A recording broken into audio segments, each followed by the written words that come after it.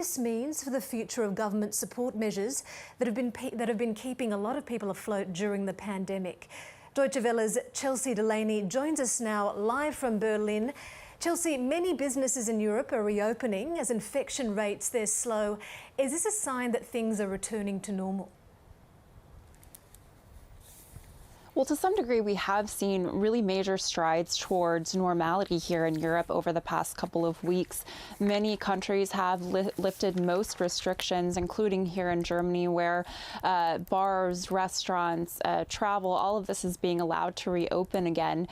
But there are still a lot of outstanding questions, mostly, of course, the Delta variant, which continues to spread quite quickly here. It's now the majority of new infections here in Germany.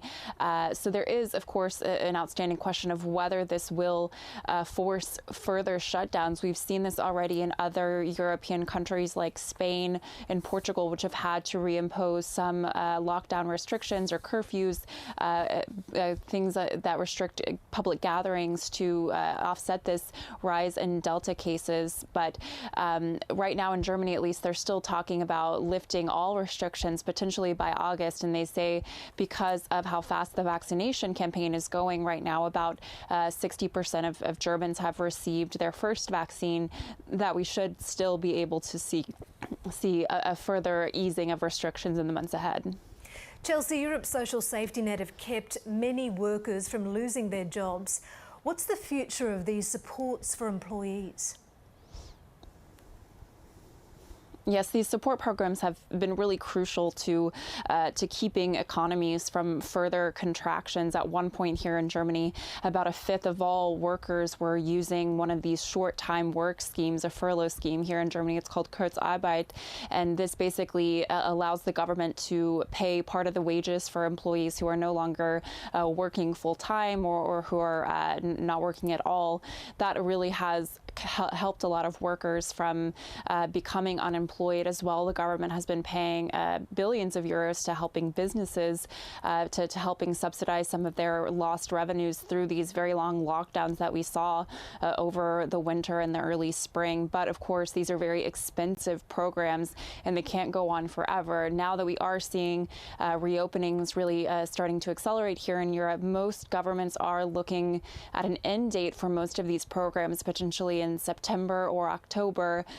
But we also hear from a lot of politicians that if we do see further restrictions, if we see virus waves that cause another lockdown, that they would be willing to extend those once again. Has the situation improved sufficiently for government support programs in the EU to be ended?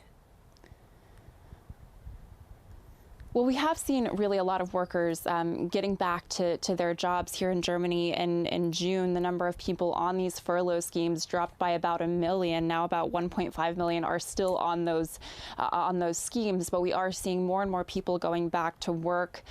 But there are going to be, long-term consequences and long-term effects of the pandemic. A lot of industries are not fully back to normal. Things like the travel industry, hospitality, even full countries like Spain and Italy that are very dependent on tourism, they still have very high rates of unemployment. So I think that we will see a lot of scars that take a long time to heal from these lockdowns and shutdowns that we've seen over the past year and a half. Thank you for unpacking that for us. Chelsey Dulaney there speaking to us from Berlin, our Deutsche Welle correspondent. Well, back home, banks have announced new measures to help get customers through coronavirus restrictions, including postponement of loan repayments.